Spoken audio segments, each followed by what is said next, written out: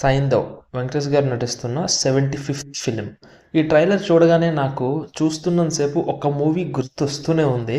అది last year release అయింది. చాలా హిట్ అయింది. మంచి హిట్ అయింది.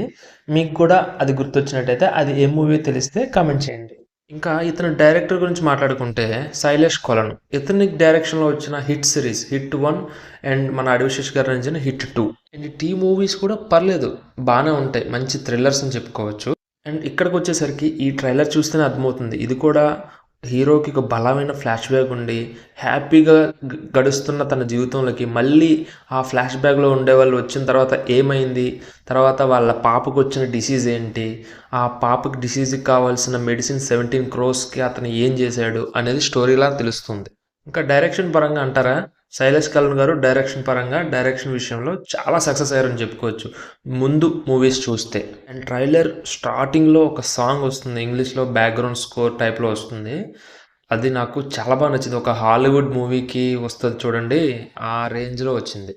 వన్స్ ఎప్పుడైతే వాళ్ళ కూతురు కళ్ళు తిరిగి పడిపోతుంది కదా ట్రైలర్లో, అక్కడ నుంచి మనకి ట్రైలర్ స్పీడప్ అవుతుంది. ఇంకా ఆ వ్యాక్సిన్ 17 crores అనడం, తర్వాత దానికోసం వాళ్ళ కంటైనర్స్ విలన్స్ ఎలా ఎంటర్ అయ్యారు అనేది బాగా చూపించారు. ఇంకా మన విక్టరీ వెంకటేష్ గారి flash back psycho is back అని వస్తుంది ఒక డైలాగ్. ఆ డైలాగ్ రాగానే అందరూ ఒక ఎలివేషన్ టైప్లో ఇవ్వడం, అదంతా చూస్తుంటే చాలా బాగుంది. ఇంకా థియేటర్లో ఎలా ఉంటుందనేది చూడాలి. Coming to the BGM, trailer వరకు అయితే బాగానే ఉంది. సంతోష్ నారాయణ గారు, మీ మీద చాలా హోప్స్ ఉన్నాయి సార్ మాకు. ఎందుకంటే దసరాతోనే మీరు నిరూపించుకున్నారు మీ కెపాసిటీ ఏంటో. We hope for the best.